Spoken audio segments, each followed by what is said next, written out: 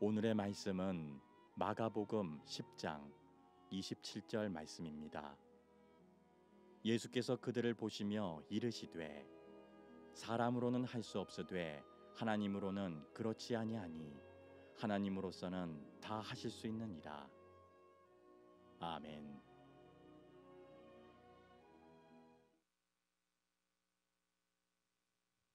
할렐루야. 오늘 예배하러 오신 여러분을 주님의 이름으로 환영하고 축복합니다. 특별히 우리 찬양대 은혜로운 찬양 다시 한번 감사드립니다.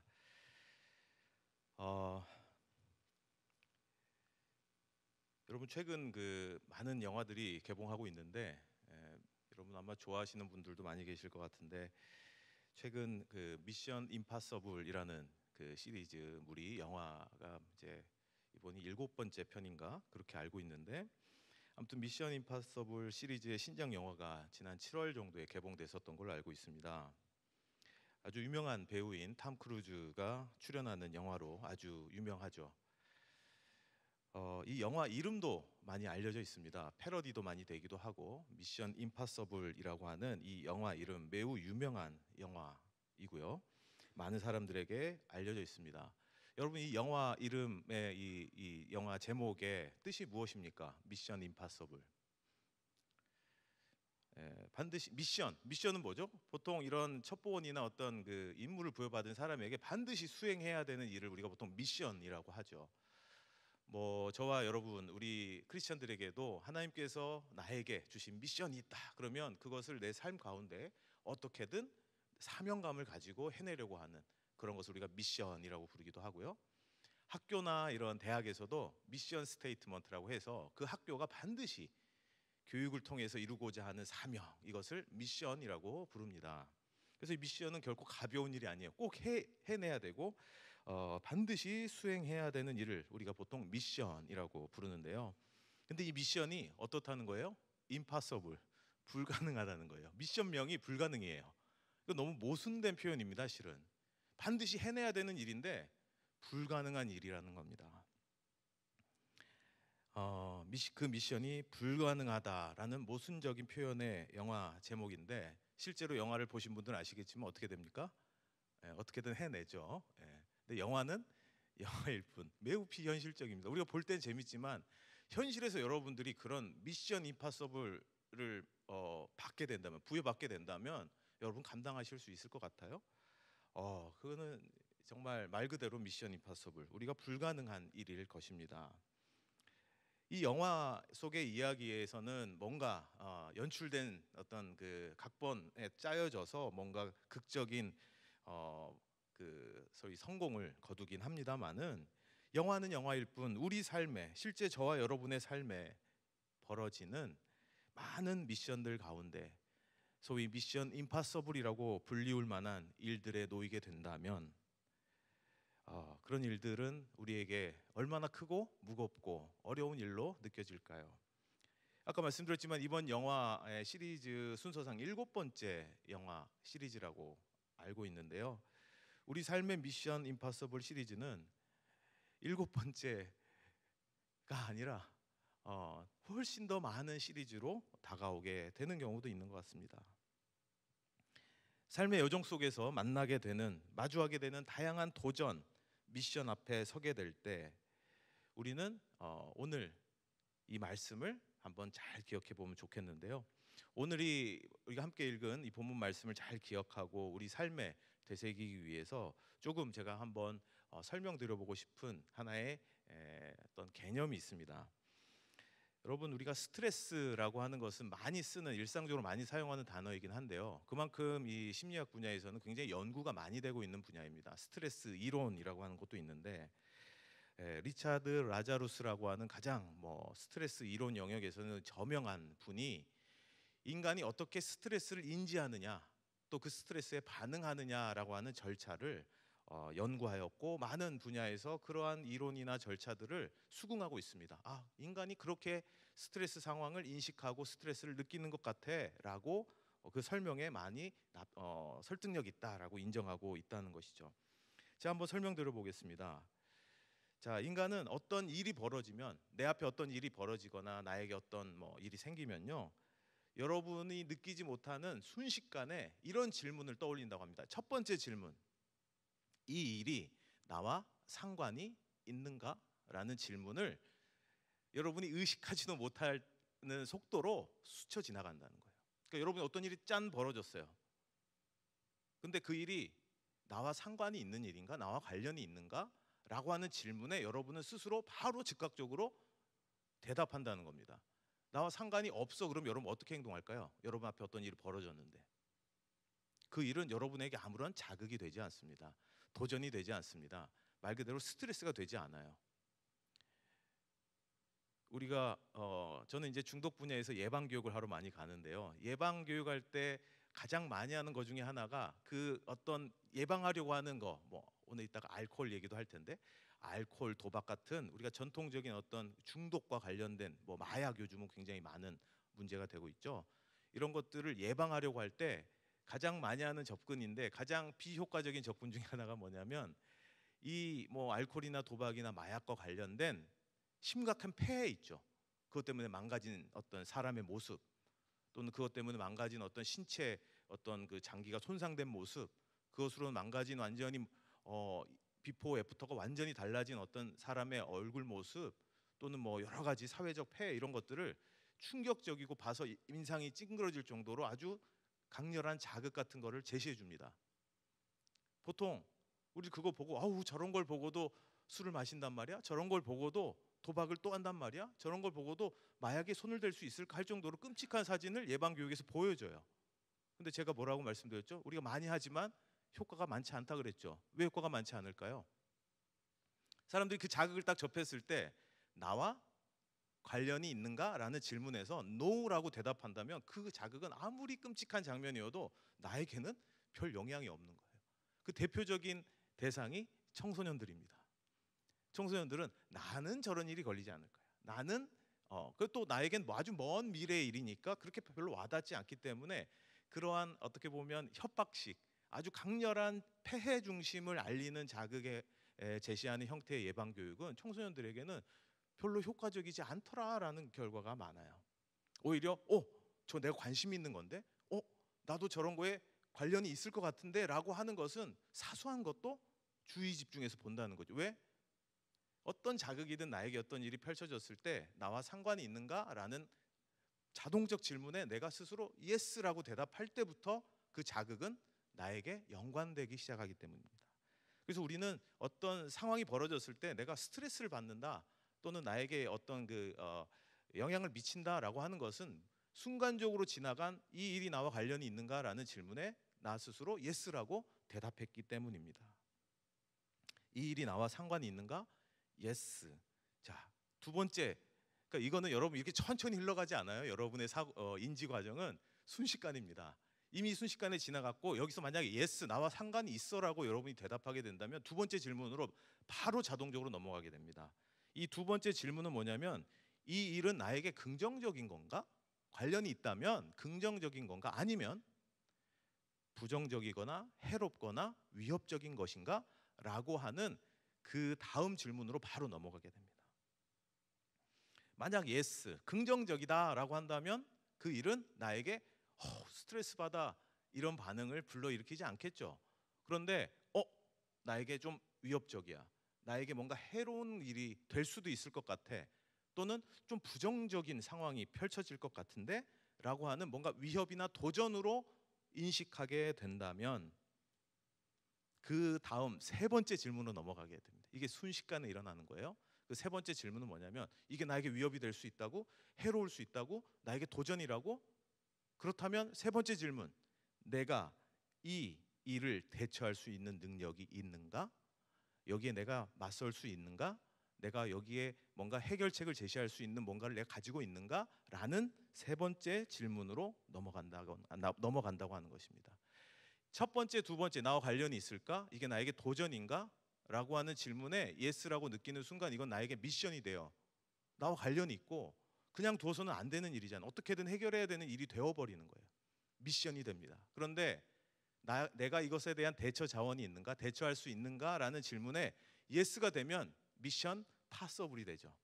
내가 뭔가 해낼 수 있는 일일 것 같아요. 스트레스는 좀 느끼지만 그래, 한번 열심히 해볼까? 내가 이렇게 하면 되겠네 라고 나름 전략적이거나 적극적인 태도로 어떤 일에 임하게 될 수도 있습니다. 하지만 미션 파서블이 아니라 내가 가진 능력과 자원을 활용해서 해결할 수 없을 것 같다라고 느끼는 순간, 대답하는 순간 그 일은 이건 아무래도 내가 할 수 없는 일일 것 같은데, 이건 내가 할 수 있는 영역이 아닌 것 같은데, 내가 할 수 있는 것이란 아무것도 없는 것 같은데 라고 그 질문에 대답하는 순간, 즉 나와 매우 관련이 높고 나에게 위협이 되거나 해로운 어떤 일인데 이 상황은 내가 어찌할 수 없거나 내가 뭔가 역할을 할 수 없거나 내가 노력해도 바꿀 수 없거나 내가 뭔가 할 수 없는 그러한 일처럼 느껴지는 순간 그 일은 미션 임파서블이 되는 거예요. 이때 이런 상황에 놓이게 될 때 저와 여러분은 다양한 스트레스 반응을 경험하게 되는 것입니다. 그래서 어떤 사람은 이래요. 근데 사람마다 대처 능력이 다를 수 있죠. 가지고 있는 리소스, 자원이 다를 수 있잖아요. 그래서 똑같이 선생님이 10명의 학생에게 똑같은 숙제를 냈는데 어떤 애들은 집에 가서 막 달려가서 엄마 나 부르지 마, 나 할 거 있어 하고 열심히 뭔가를 합니다. 또 어떤 애는 집에 오자마자 가방을 집어던지고 한숨을 푹 쉬면서 학교에서 무슨 일 있었니? 엄마 말 시키지 마요. 우리 선생님 때문에 짜증나 죽겠어요. 저 게임이나 할래요 하고 굉장히 무기력하고 우울한 반응을 보여요. 똑같은 미션을 선생님이 부여했는데 왜 그럴까요? 나와 관련이 있는가? 이 일이 나에게 위협이 되는가 도전이 되는가 또는 좋은 일인가? 위협이 되거나 도전이 되거나 내 놀 시간을 빼앗는 일이다. 위협이죠, 아이에게는. 그런데 내가 이걸 해낼 수 있는가? 내가 좀만 열심히 하면 금방 할 수 있겠는데 라고 대답했다면 이 일은 스트레스 반응보다는 뭔가 그것을 대처하는 여러 가지 동기를 활성화시킬 수도 있었겠죠. 하지만 이건 내가 해도 안 되는 일이야 라고 대답했다면 그 일은 그저 스트레스 반응을 불러일으키는 부정적 자극으로 인식되는 거죠. 그래서 이런 상황에 놓이면 우리는 사람마다 차이는 있지만 똑같은 자극에도 사람마다 다를 수는 있지만 다양한 스트레스 반응을 겪게 되는 것입니다. 이 스트레스 반응은 주로 정서적인 것으로 많이 나타나요. 그리고 또 부정적인 사고 형태로 많이 나타나기도 합니다. 이게 지속되다 보면 때로는요 우리 몸에 신체적인 증상이 나타나기도 해요. 가장 대표적인 이런 반응이 뭐가 있겠습니까? 우울하고 무기력하고 불안하고 걱정, 근심이 들고 염려가 들고 두려운 이런 느낌들, 이런 것들이 대표적인 스트레스 반응입니다. 이런 감정들은 죄가 없어요. 불안이라고 하는 감정, 두려움이라고 하는 감정은 나쁜 감정이 아니라 내가 매우 불편하고 부정적인 감정인 건 맞아요. 하지만 나에게 너가 지금 매우 스트레스 상황, 미션 임파서블 상황이구나라는 것을 알려주는 신호이기도 합니다. 오늘 성경 마가복음 10장 17절 우리가 읽은 성경 구절은 27절이지만요 17절부터 쭉 이어지고 있습니다. 오늘 말씀 17절 이하, 10장 17절 이하에는 한 사람이 등장하는데요. 영원한 생명을 얻고자 예수님을 찾아온 한 사람의 이야기가 소개되어 있습니다. 여러분 성경을 잘 아시는 분들은 이 이야기가 익숙하실 수도 있는데요. 소위 부자 청년의 이야기로 알려져 있기도 하죠. 이 사람은 매우 영적인 사람입니다. 영적인 것을 추구하는 사람입니다. 그러니까 예수님께 찾아와서 영생을 얻으려면 무엇을 해야 됩니까? 라고 질문하는 것이죠. 내가 구원을 얻을 수 있는 방법이 무엇입니까? 잘 먹고 잘 살 수 있는 방법이 뭔가요? 출세할 수 있는 방법이 뭔가? 이런 걸 물은 게 아니고요. 영생할 수 있는 길은 무엇입니까? 굉장히 영적인 사람이었어요. 굉장히 겸손한 사람입니다. 17절에 보니까 이 사람이 예수님 앞에 무릎을 탁 꿇고, 나중에 소개되긴 했지만 이 사람 굉장히 부자죠. 가진 게 많은 사람이에요. 그럼에도 불구하고 예수님 앞에 무릎을 탁 꿇고 선생님 하면서 영적인 질문을 하죠. 굉장히 겸손한 사람인 것 같아요. 그리고 매우 착합니다. 이 사람은 율법에서 지켜 행하라고 한 것을 빠짐없이 지켰다고 얘기를 해요. 그러니까 매우 도덕적이고 율법을 준수하고 소위 아주 착하고 도덕적인 그러한 사람인 것 같아요. 거의 완벽해 보입니다. 겉으로 볼 때는 이 사람이 아주 뭐 가진 게 많다고 이렇게 거드름 피지 않고 겸손하고 또 가진 게 많고 부자고 부유하지만 세속적인 것만 관심 있는 게 아니라 영적인 것에도 관심을 가진 균형감 있는 사람인 것 같아서 매우 완벽해 보입니다.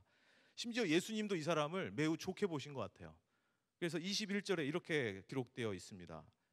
세번역 성경으로 읽어보면요, 예수께서 그를 눈여겨보시고 사랑스럽게 여기셨다, 이렇게 기록되어 있습니다. 아, 훌륭한 사람이구만. 예수님도 멋진 사람이다, 정말 사랑스럽다라고 기록되어 있을 정도로 좋게 보신 것 같아요. 그런데 이 완벽해 보이는 사람에게 미션 임파서블이 주어졌습니다. 미션 임파서블. 왜 미션 임파서블이냐? 10장 22절에 예수님이 어떤 말씀을 하시니까 이 사람이 어떻게 반응했냐면요, 이 말씀 때문에 울상을 짓고 근심하면서 떠나갔다, 이렇게 기록되어 있어요. 이 사람이 예수님이 뭔가 이렇게 해라 라고 영생을 얻으려면 어떻게 해야 됩니까? 라고 하는 질문에 답을 주셨는데, 소위 미션을 주셨는데 그 미션은 자기가 할 수 없는 것이었어요. 그래서 자기가 할 수 없는 일이라고 판단되면 나와 매우 관련이 있어요. 나는 영생을 얻고 싶어요. 그런데 예수님께서 제시한 방법이 나에게 도전이에요. 근데 그 도전을 내가 감당할 수 있을까? 나는 그렇게 할 수는 없어. 내가 가진 재산, 내가 가진 이 소유들은 너무나도 소중하기 때문이죠. 이 사람은 모든 게 완벽했어요. 겸손하고 영적이고 착하고 도덕적이고 윤리적인, 그리고 종교적인 모든 율법을 준수하는 완벽한 사람이었지만 자신이 가진 재산에 대한 집착이 유일한 약점이었던 것 같습니다. 예수님께서도 이렇게 얘기하시죠. 아까 말씀드린 대로 이 사람을 사랑스럽게 여기셨어요. 그리고 그에게 말씀하셨는데 너에게 한 가지 부족한 것이 있다라고 말이죠. 너가 정말 훌륭하구나. 너 참 대단해. 정말 사랑스러운 사람이야. 그런데 너 한 가지가 부족한 게 있네. 그것만, 너가 그 미션만 수행할 수 있게 된다면 너는 하나님 나라에 들어갈 수 있을 거야 라고 제시했죠. 그 제시한 말씀이 바로 21절에 나와 있죠. 너에게 한 가지 부족한 것이 있는데 가서 네가 가진 것을 다 팔아서 가난한 사람들에게 주어라. 그리하면 내가 하늘에서 보화를 차지하게 될 것이다. 그리고 와서 나를 따르라 라고 미션을 주십니다. 아까 나에게 어떤 일이 벌어지면 그것을 1, 2, 3단계로 처리한다고 했죠. 첫 번째, 나랑 관련이 있죠. 내가 요구한 질문에 답을 하셨기 때문에 당연히 나와 밀접한 관련이 있는 내용입니다. 두 번째, 나에게 좋은 일입니까? 도전이 되는 일입니까? 좋은 일은 아니죠. 가진 걸 팔으라는데. 가난한 사람을 돕는 일은 우리가 보통 도덕적으로 좋은 일이지만 내가 가진 것을 판다는 것은 실은 나에게 좋은 일은 아닐 거예요. 도전이 되는 일입니다. 그래서 그 세 번째 질문, 내가 그럼 이것을 할 수 있는 일인가? 라는 질문에 이 사람은 no라고 대답한 거예요. 그렇게까지는 할 수는 없지. 영생을 얻는 거 중요하지. 한번 내가 할 수 있는 일일까? 판단 고려해봤지만 no, 그렇게까지는 할 수는 없어. 내가 할 수 없는 일이라고 판단할 때 우리는 스트레스 반응을 느낀다고 했죠. 어떻게 됐습니까? 이 사람이 울상을 짓고 근심하며 떠났다. 영생을 얻고 싶긴 한데 저건 내가 할 수 없는 일이야. 그래서 매우 근심하며 울상을 짓고 떠났다는 것입니다. 그런데 제자들은, 그러니까 예수님께서 이제 혼자서 하신 게 아니라 제자들하고 같이 모여 있는 상황이었는데요. 근심하면서 이 사람이 가니까 제자들이 웅성웅성 대기 시작합니다. 이렇게 훌륭한 사람이 왜 저렇게, 예수님 도대체 뭐라고 하셨길래 울상을 짓고 근심하며 떠나지? 도대체 예수님 또 뭐라고 한 거야? 라고 하면서 수근수근대요. 그래서 예수님께서 뭐 이렇게 수근대 하고 쫙 쳐다보니까 저 사람 왜 저렇게 울상을 짓고 가느냐 그랬더니 예수님께서 제자들에게 얘기하십니다. 재산을 가진 사람은 하나님의 나라에 들어가기가 참으로 어렵다. 제자들은 깜짝 놀랍니다. 그의 말씀에 제자들은 놀랐다. 깜짝 놀라니까 예수님이 부연 설명을 해요. 예수께서 다시 그들에게 말씀하셨다. 이 사람들아, 하나님의 나라에 들어가는 것은 참으로 어렵다. 부자가 하나님의 나라에 들어가는 것보다 낙타가 바늘기로 들어가는 것이 쉽다. 그랬더니 제자들이 깜짝 놀랐어요. 그러면서 자기네들끼리 뭐라고 얘기하는 줄 아세요? 그럼 누가 구원받아? 그렇다면 누가 구원을 받을 수 있겠는가 하고 제자들은 더욱 놀라서 서로 말하였다. 이 말은 뭡니까? 아니, 그렇게 기준이 엄격하고 다 가졌는데 자기가 가진 것을 다 나눠주지 못한다고 부자는 낙타가 바늘기에 들어가는 것이 더 쉬울 정도로 어려운 일이라고 하고, 그러면 도대체 누가 구원받을 수 있단 말인가? 제자들은 납득이 안 되고 이해가 안 됐던 것 같아요. 이 상황을 옆에서 보고 있던 제자들은 어리둥절해서 겸손하게 예수님을 찾아와 영생의 진리를 갈구하던 사람이 울상을 짓고 떠나가는 순간을 보면서, 더 나아가 예수님께서 부자는 하나님의 나라에 들어가는 것보다 낙타가 바늘기로 들어가는 게 더 쉽다라고까지 말씀하시니 그렇다면 누가 구원을 받을 수 있겠는가라고 대답하는 이 상황, 제자들의 마음에 공감이 되시죠? 저는 너무 공감이 됐어요. 제가 부자라서가 아니라 제자들 입장에서는 지금 많은 사람들에게 하나님 나라의 소식을 알리고 이 복음을 전하고 이 하나님 나라에 많은 사람을 초대하고 싶은데, 모든 것을 다 갖춘 이 사람에게 정말 착하고 겸손하고 영적인 것에 관심이 있고, 게다가 이 사람은 율법 다 준수하는 그러한 정말 훌륭한 사람 앞에서 그렇게 근심해서 돌려보낼 정도로 얘기를 하시니까 도대체 누가 구원을 받을 수 있겠는가 하는 생각을 할 수 있었던 것 같아요. 그런데 여러분, 여기서 잠깐 오해하지 않으셔야 될 것은 한 가지 제가 짚고 넘어가야 될 것 같습니다. 재산이 많은 부유한 사람들은, 여러분 혹시 조금 이제 좀 있으신 분들 좀 부유하신 분들은 이 말씀 굉장히 힘들 수도 있어요. 뭐야, 나는 가진 게 많은데 나 어쩌라는 거야. 불편하실 수도 있죠. 실제로 뭐 불편할 수도 있죠. 문자 그대로 바라본다면. 그런데 우리는 이것을 그렇게 문자적으로만 이해해서는 위험성이 있다는 걸 꼭 기억하셔야 됩니다. 이 재산이 많은 부유한 사람이라고 하는 특성은 일반화, 구원을 이야기할 때 일반화할 수 있는 건 아니라는 것을 여러분 꼭 기억하시기 바랍니다. 반대로 그러면 돈만 없으면 누구나 다 천국에 갑니까? 돈만 없으면 가난한 것은 뭐 그 사람의 아무런 다른 조건과 상관없이, 그리스도를 믿는 믿음과 상관없이 그것이 중요한 기준이 구원의 조건이 되는 것은 아니지 않을까요? 부유한 것과 가난한 것이 하나님을 추구하고 하나님을 필요로 하는 측면에 있어서 분명 차이가 있을 수는 있겠지만, 그것이 절대적 기준, 일반화된 모든 사람에게 적용될 수 있는 기준은 아니라는 사실을 여러분 꼭 기억하시기 바랍니다. 그러면 오늘 왜 이렇게 이 사람에게 이러한 내용들을 구체적으로 얘기하셨을까? 오늘 성경에서 소개된 예수님을 찾아온 사람에게는 그가 소유한 재산에 대한 집착, 이것이 그 사람에게 있는 유일한 약점으로 소개된 것입니다. 이 사람은 다 가졌어요.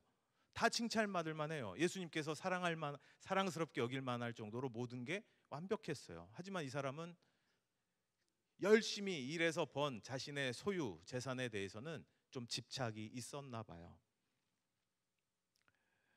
우리도 그런 부분이 있지 않습니까? 반드시 내가 가진 재산이나 소유가 아니다 하더라도 우리 모두는 각자 가진 연약하고 약한 부분을 가지고 있는 것 같습니다.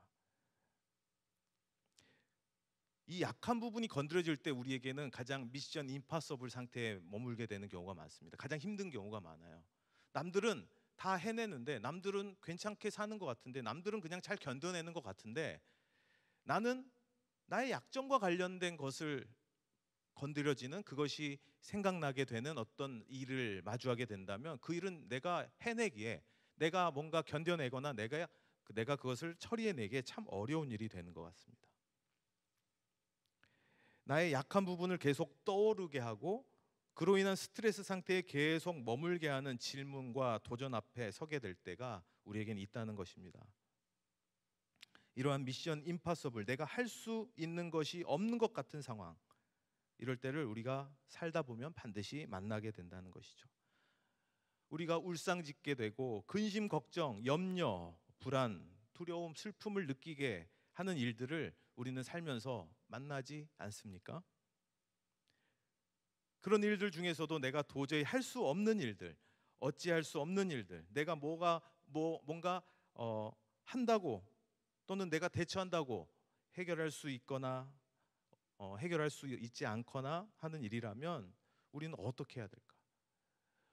자, 미션 임파서블을 설명드렸지만 미션 임파서블을 만났을 때 어떻게 해야 되는지 알려달라 라는 게 저와 여러분의 마음 아닐까요? 오늘 성경에서 이 질문에 대해서 우리에게 답을 주고 있다고 믿습니다.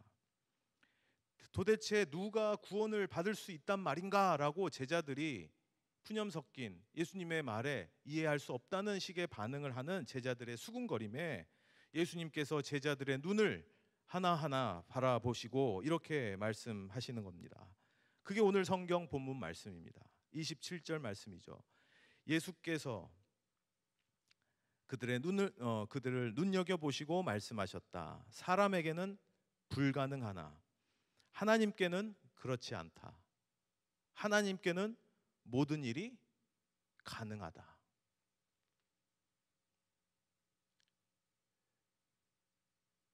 예수님께서 제자들에게 하신 이 말씀이 이 시간 우리 마음에도 새겨지시길 축원합니다.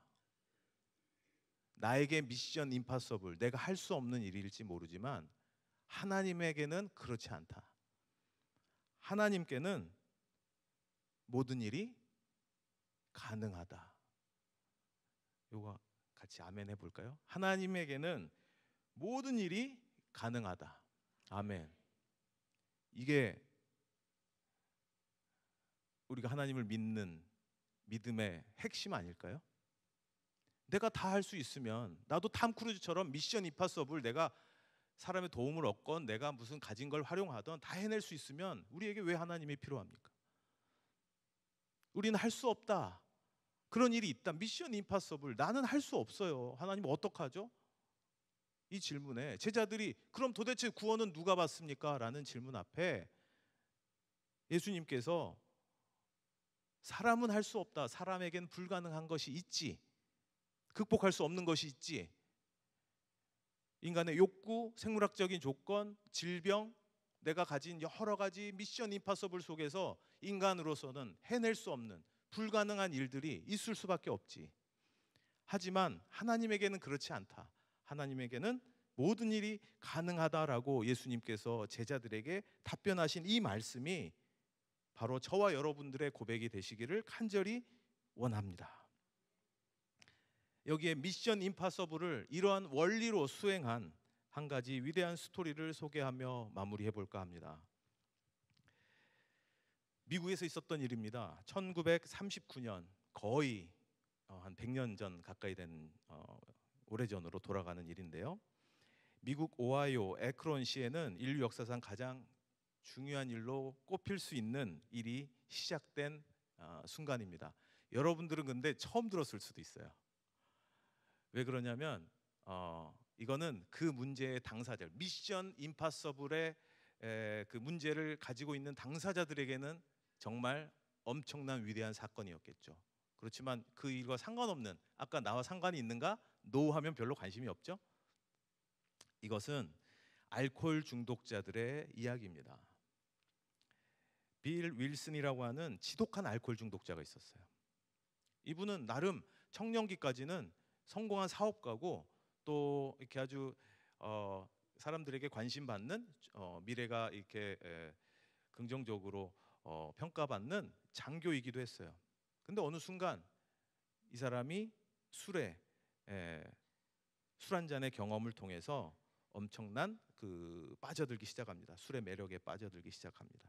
굉장히 긴 내용이 있긴 합니다만은 이 사람은 점점 술에 의존하게 되었고 결국 술을 마시지 않으면 안 되는 강박적인 상태, 즉 우리가 소위 중독, 알코올 중독이라고 부르는 상태가 되어버리고 맙니다. 본인도 아내도 이 상태에서 벗어나기 위해서 노력합니다. 그냥 술이 좋아서 마시는 게 아니에요. 끊을 수 없어 마시는 상태가 되어버렸어요. 본인은 너무나도 끊고 싶었습니다. 그래서 안 해본 게 없어요. 안 해본 일이 없이 병원 치료는 당연히 해보고 안 해본 일이 없이 다 해봤습니다. 하지만 결국은 다시 술에 진탕 쩔어 있는 자신의 모습을 보면서 나는 이대로 가다간 완전히 미쳐버리거나 결국 죽게 될 운명이구나. 나는 이 알코올 중독에서 이 지독한 술 주정뱅이에서 벗어날 수 없는 것인가? 라고 하는 순간 술이 깨었을 때 이런 갈망들을 가지곤 했었습니다. 그런데 이분이 굉장히 긴 얘기예요. 제가 아주 요약적으로 말씀드리는 겁니다.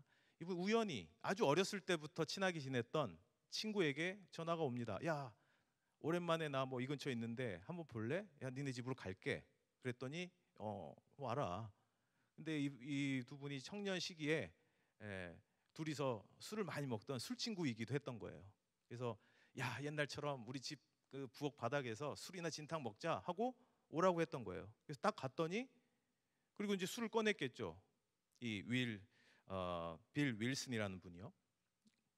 근데 그 친구가 너 아직도 술 먹니? 나는 끊었어. 근데 이 친구 입장에서는 이 상대방도 엄청난 술꾼이었기 때문에 어떻게 술을 끊었었는지 믿을 수가 없는 거예요. 이분이 슬쩍 이런 얘기를 하고 야, 너도 이제 그만 먹고 끊길 바래 하고 헤어졌어요. 근데 그냥 문득 전한 말이 뭐였냐면 나도 이런저런 거 많이 해봤는데 끊기 힘들더라. 그런데 이분이 당시에 옥스포드 그룹이라고 하는 기독교 경건 모임이 있었어요. 거기 가서 내가 회심하고 아무튼 신앙의 힘으로 내가 좀 이렇게 끊게 됐어라고 그냥 아주 가볍게 얘기하고 가요. 근데 그때 별로 귀담아 듣지 않았는데 이분이 정말 끊으려고 노력하는 과정 끝에 마지막에 정신병원에 스스로 자기를 입원시킵니다. 이러다가는 안 되겠다 해서. 그러다가 입원했다는 소식을 듣고 마침 근처에 있던 그 친구, 옥스퍼드 그룹에서 신앙의 힘으로 술을 끊었다고 얘기한 그 친구가 다시 찾아와서 병문안을 온 거예요. 그러니까 이 빌 윌슨도 그 친구 때문에 그때 그 친구의 이야기가 떠오른 거죠. 너 도대체 어떻게 끊었냐? 야, 너도 그런 나중에 태어나면 그런 데 한번 가봐 하고 또 갔어요. 근데 이 사람이 너무너무 괴로운 나머지 나는 이거를 스스로 끊을 수 없는 불가능한 이 미션을 가지고 있는 상황에서 하나님 이렇게 얘기했겠죠. 그 사람은 하나님 이렇게 불렀다기보다는 영어로는 똑같이 가시긴 합니다만은 신이시여 이렇게 부르지 않았을까요? 한국말로 번역하자면 신이시여 제발 저에게 나타나 주십시오라고 울부짖었어요. 왜냐면 그 친구는 뭔가 그런 신앙적인 경험을 통해 끊었다고 하니까 나에게도 좀 나타나 달라라고 울부짖었다고 합니다. 이 울부짖음 이후에 이 사람이 아주 묘한 경험을 합니다. 내가 그토록 끊어보려고 애썼는데 되지 않는 것이 뭔가 끊을 수 있을 것 같은 영적 어떤 그런 계시 경험을 했다라고 보고합니다. 이거는 말로 설명하기가 굉장히 어렵겠죠. 그래서 이것을 사람들에게 알려야겠다. 나처럼 고통받는 얼마나 많은 사람들이 있을까 하면서 이것을 사람들에게 알리기 시작했고, 즉 알코올 중독은 영적인 어떤 원리를 통해서 끊을 수 있는 것이구나라는 개념을 많은 사람들에게 적용하면서 결국 AA라고 하는 것을 만들게 됩니다. 이제 계속 띄워져 있었나요? 화면에 한번 띄워주시죠. 네, 여러분 화면에 보이는 분 중에 검은색 양복을 입은 분이 빌 윌슨입니다. 그리고 공동 창립자는 밥 스미스라고 하는 외과 의사셨는데 이 두 분이 만들게 돼요. 1939년 제가 월은 정확히 기억 못하는데 그 창립일이 언제인 줄 아세요? 빌 윌슨은 이미 이제 술을 단주하고 있었고 밥 스미스가 마지막으로 술 먹은 날입니다. 그날이 창립일이에요. 술을 마지막으로 딱 먹고 딱 맥주 한 잔 먹고 수술실로 들어갔다고 해요. 근데 아무튼 이 분들이 만든 그룹이 뭐였냐면 알코올릭스 어너니무스에서 번역하자면 익명의 알코올 중독자들이라고 하는 그룹을 만들게 됩니다. 이걸 줄여서 요즘은 AA라고 부르죠. AA. 그리고 AA는 단주 그리고 이 알코올 중독에서 회복되는 12단계의 회복 원리를 강조하는데요. 오늘 그것을 다는 아니고 1, 2, 3단계만 여러분에게 한번 보여드리려고 합니다. 이분들이 내가 술을 끊고 회복되기 위해서 12단계의 원리를 내 삶에 적용해야 돼요. 이 원리로 미션 임파서블을 푸는 거예요. 근데 이 미션을 수행하기 위해 첫 번째 단계, 1단계가 뭐냐면요, 이렇게 고백하는 겁니다. 지금까지 술을 끊기 위해서 많은 노력을 했는데 항복하는 거예요. 우리는 알코올에 무력했으며 우리의 삶을 수습할 수 없게 되었다는 것을 시인했다, 고백했다, 인정했다. 나는 알코올을 이길 수 없다는 걸 인정했다는 거예요. 이게 첫 번째 원리예요. 지금까지 내가 어떻게든 끊을 수 있을 거야, 방법이 있을 거야 하면서 찾아다녔는데 그게 아니라 나는 내 힘으로는 끊을 수 없다는 것을 인정한 거예요. 내 힘으로는 너무 내가 지금 알코올에 나는 너무나 무력해서 내 삶을 수습할 수 없게 됐다는 걸 인정한 거예요. 두 번째, 분명 나를 초월하는 어떤 힘이 있을 것이다. 우리보다 위대한 힘이 우리를 본정신으로 돌아오게 해줄 수 있다는 것을 믿게 되었다. 내가 끊는 게 아니고 나를 초월하는 어떤 힘만이 나를 회복시킬 수 있다는 것을 인정하고 믿게 되었다는 거예요. 3단계, 이렇게 이해한 대로 그 신의 보살핌에 나의 의지와 생명을 완전히 맡기기로 결정했다, 결심했다, 마음 먹었다. 이게 12단계까지 있어요. 그 이후에 구체적인 실천해야 되는 것들도 있고 한데요. 이 1, 2, 3단계가 뭐냐면요, 미션 임파서블을 끊을 수 없는 술의 문제, 중독의 문제를 에서부터 벗어날 수 있는, 해결할 수 있는 첫 번째 진입로라는 것이죠. 여러분 앞에 주어진 어떤 일들 때문에 슬프고 불안하고 두렵고 무기력하고 힘듭니까? 이 미션 임파서블로 느껴지는 그 내 앞에 벌어진 일들을 그래도 어떻게 해보려고 전전긍긍하면서 더 깊은 스트레스, 더 깊은 두려움에 빠져 계십니까? 오히려 인정하십시오. 나는 할 수 없다고. 하나님, 난 할 수 없어요.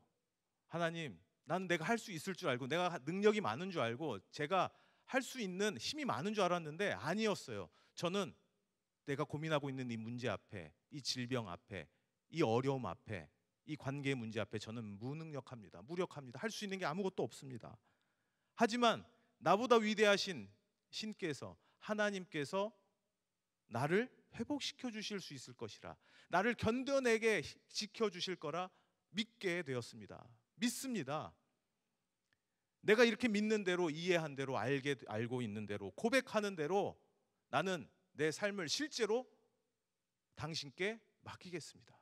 나의 의지를 당신께 맡기겠습니다. 이게 미션 임파서블이 풀려지는, 끊을 수 없는 중독의 문제에서 벗어나는 첫 단추라는 것입니다.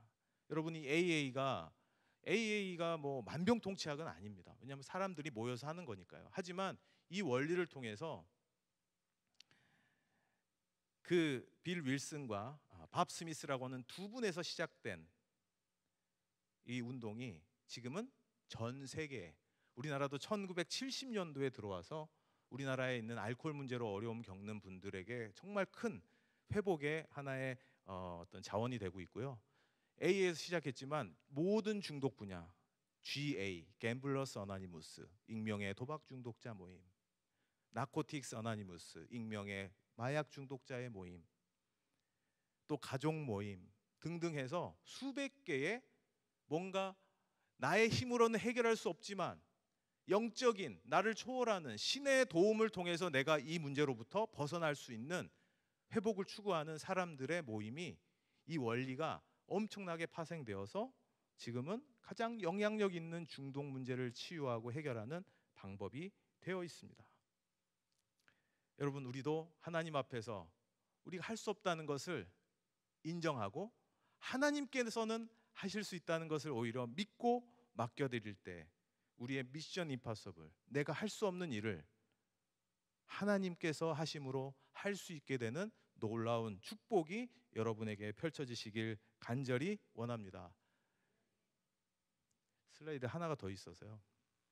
마지막 AI 교본에 보면요, 이분들이 모여서 늘 12단계 원리에 따라 술을 단주를 뭐 1년 하신 분도 있고 30년 하신 분도 있고 이래요. 근데 이분들이 마지막에 항상 낭독하고 마치는 기도문이에요. 이 기도문은 라이놀드 니버라고 하는 유명한 그 독일 신학자가 쓴 좀 더 긴 시인데요. 그 중에 첫 문장, 첫 부분인데, 이걸 늘 기도하면서 AA에서는 평온함, 내가 회복해 나갈 수 있는 어떤 평온함을 구한다고 합니다. 저도 이 기도를 자주 마음속으로 낭독하는데요.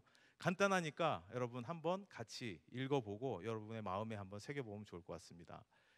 자, 그럼 주님부터 여러분 같이 읽어볼게요. 시작. 주님, 바꿀 수 없는 것은 받아들이는 평온함을, 바꿀 수 있는 것은 변화시킬 수 있는 용기를, 또한 그 차이를 구별할 수 있는 지혜를 주옵소서. 아멘.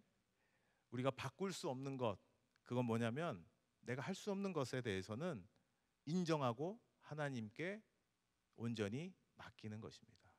가만 생각해 보세요. 여러분 고민하는 것 중에 굉장히 많은 것이 내가 바꿀 수 없는 것을 고민하고 있습니다. 내가 바꿀 수 없는 것을 어떻게 안 되나 하면서 염려하고 있습니다. 우리는 그것을 받아들이고, 받아들인다는 건 두 가지죠. 나는 할 수 없어요. 하지만 하나님께 맡깁니다 라고 하는 이 평온함은 하나님께서 주시는 최고의 은혜라고 믿습니다. 하지만 이걸로 만족하지 마십시오. 여러분이 바꿀 수 있는 것, 오늘 예배에 나오는 것, 알코올 중독자들 뭘 평생이 아니에요. 오늘 하루 내가 술 한 잔을 들지 않는 것은 내가 할 수 있는 일이라고 이분들이 가지는 거예요. 용기를 달라. 내가 하나님께 소리 높여 부르짖을 수 있는, 울부짖어 기도할 수 있는, 마치 비루 윌슨이 신이시여 나에게도 나타나 주소서라고 소리 질렀던, 내가 할 수 있는 일은, 내가 지금까지 한 번도 하지 않았지만 바꿔볼 수 있는 것들은 할 수 있는 용기를 주소서. 그리고 이것을 구별할 수 있는 지혜를 주소서. 이렇게만 한다면 우리의 삶은 늘 하나님 은총 가운데 평안한 삶을 살아갈 수 있을 것으로 믿습니다. 내가 할 수 없을 때 우리 하나님의 능력을 기억하십시오. 하나님께서 우리에게 베푸신 은총을 기억하십시오. 하나님께 용기와 지혜를 간구하십시오. 그리고 나의 힘으로는 할 수 없는 삶의 미션 임파서블이 하나님으로 인해 가능하게 되는 놀라운 기적의 주인공들이 되시기를 그리스도의 이름으로 축원합니다. 아멘.